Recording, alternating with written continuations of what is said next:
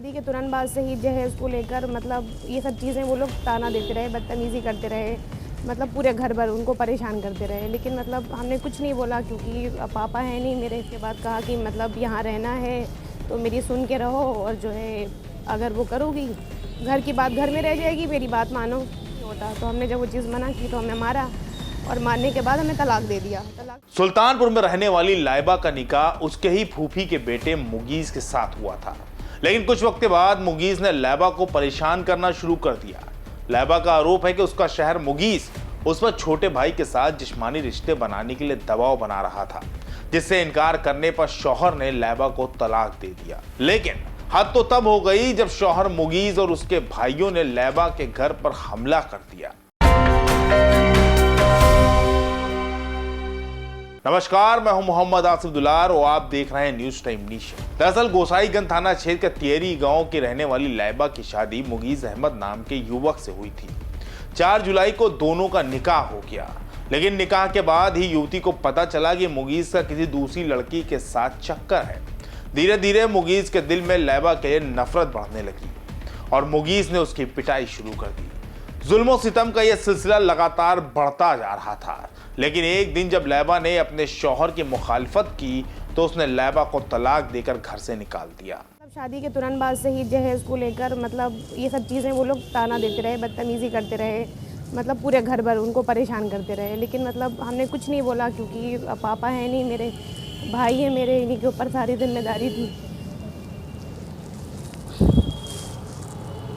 तो जो है और उनके भाई लोग सब बदतमीज़ी करते रहे। हमने अपने मतलब शौहर से भी शिकायत की तो उन्होंने कोई वो नहीं किया। उसके बाद कहा कि मतलब यहाँ रहना है तो मेरी सुन के रहो, और जो है अगर वो करोगी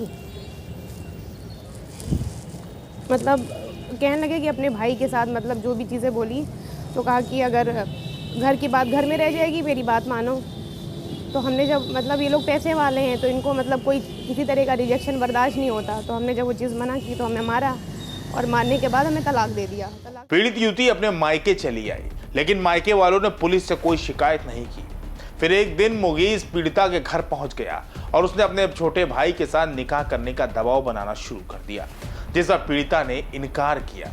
इनकार करने के बाद मुगीज और उसके परिवार ने पीड़िता को धमकाना शुरू कर दिया। 3-4 दिन पहले 14 तारीख को दोपहर में मैं था नहीं, मैं फैज़ाबाद गया हुआ था, एक बारात के सिलसिले में, इतवार का दिन था। तो इसके मेरे घर में माताजी के मोबाइल पे मैसेज आता है कि आज रात में आऊँगा, शाम को आऊँगा। अपने भाइयों का नाम दिया उन्होंने कि घर पे आऊँगा, घुस के मारूंगा। तो मैं वापस आया ही था बारात से, 5 ही 7 मिनट हुए थे, ज़ोर ज़ोर से आवाज़ आने लगी। जब मैं बाहर गया तो ये लोग थे, दोनों भाई थे, घर पे अद्धा मार रहे हैं, गालियाँ दे रहे हैं, और बगल में शादी थी तो कुछ लोग भी इकट्ठा हो गए। तो उसके बाद हम लोग बाहर निकल के उसको रोकने लगे तो एक छोटा वाला भाई घुस के इनको मारने लगा। पीड़िता के मुताबिक उसका तलाकशुदा शौहर उसके परिवार को लगातार धमकी दे रहा है, और तो और उनके भाई को जान से मारने की कोशिशें भी कर रहा है। लेकिन हद तो तब हो गई जब मुगीज और उसके छोटे भाइयों ने पीड़िता के घर पर ही धावा बोल दिया और उन लोगों के साथ मारपीट करते हुए बदतमीजी की। तो हमेशा ये लोग धमकी देते थे, बदतमीज़ी करते थे, तो इतना सीरियस चीज़ें नहीं ली। उसके बाद रात में 9 बजे ये आए घर पे, मतलब गाली वाली देने लगे और दरवाज़ा पे ईंटें मारने लगे, मतलब पत्थर बहुत ज़्यादा। तो भाई ने जब दरवाज़ा खोला तो उनको पकड़ के मतलब मारने लगे, और मेरी अम्मी और अप्पी जो है गई उनको पकड़ने, मतलब भाई को बचाने के लिए।